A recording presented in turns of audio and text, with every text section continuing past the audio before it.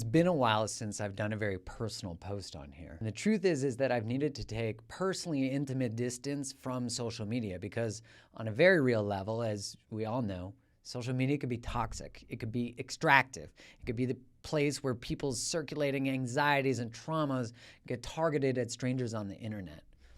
Now, I really do believe in the value of this space, of what's possible when people who want to learn come together and build community and we share what we're passionate about.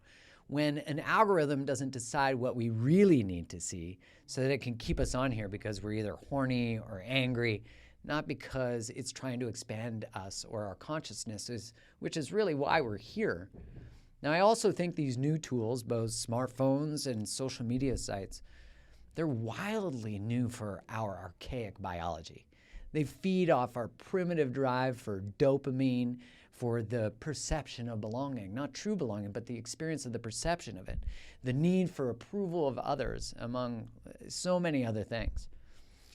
But what I've recognized in the personal space that I've taken from Instagram is that we need to be really mindful of how we use these tools, or they will use us.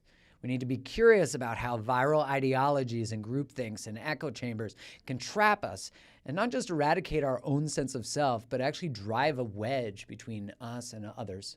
Now, I couldn't be on here and be authentic and not say what I truly want to say, which is, I am tired of how virtuous everybody is presenting as. I'm tired of the fake shit, and I'm tired of the avoidance of real conversations. I'm tired that there's been an eradication of nuance. I'm tired of the going along to get along. I'm tired of the shaming of anyone who doesn't agree with you.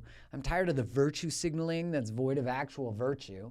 And I'm tired of the shaming of thoughts and feelings that oppose yours and threaten the main-held narratives, which really are shaped by things like propaganda and the algorithmic censorship of any inconvenient truth. I'm not here for that shit. We used to be able to talk about hard stuff.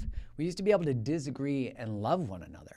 We used to be courageous enough to disagree and not call people the most convenient name that shuts them down, that dismisses their opinion. Now, the consequence of cancel culture has made it so most people are not truly self-expressed. They hide their true thoughts for fear of being attacked. They're silent because they're afraid of being called some name that has been perfectly designed to make sure that they shut the fuck up. Now, ultimately, the people with the lowest capacity for discourse are the ones dictating what can be discussed. Isn't that crazy? And the people with the least ability to hold difference are deciding that difference is dangerous. This is not the world I want to live in. It's not the type of community I want to be part of or live in. This is not how healthy relationships, families, and cultures and democracies are created. This is actually how all of those things wilt and die. I'm committed to the exploration of truth. I'm committed to the creation and cultivation of love, which is not the absence of difference, but actually the celebration of it. I'm here for all the conversations. And I recognize that the only way to be committed to something is to truly live it. I am stepping towards all the uncomfortable conversations. All the things you're not supposed to talk about on a first date, those are first on the menu. Now, if you came here just for relationship advice, which is great, but you don't want me exploring other subjects, that's all good. But it might mean that our journey is complete, which is beautiful. Like, what a journey this has been. I don't need you to announce your departure or tell me what lane I should stay in. This is my favorite that people say to me. But this is my road, my car, my lane. I get to decide what I talk about. To me, everything is a relationship. You're in relationship with everything and anyone that's not you. Now, most people usually find my work because they're going through something relational. But do you want to know the secret to all of it? Is it always comes back to us. It always comes back to you. My work is about personal liberation. Through the vehicle of relationship, yes, I think it's one of the best magnifying glasses to see where your patterns bring you and what you need to change. But really through whatever challenges you're facing. That's why I explore how we relate to food, our bodies, friends, our families, our animals, nature, earth, our addictions, and of course, ourselves.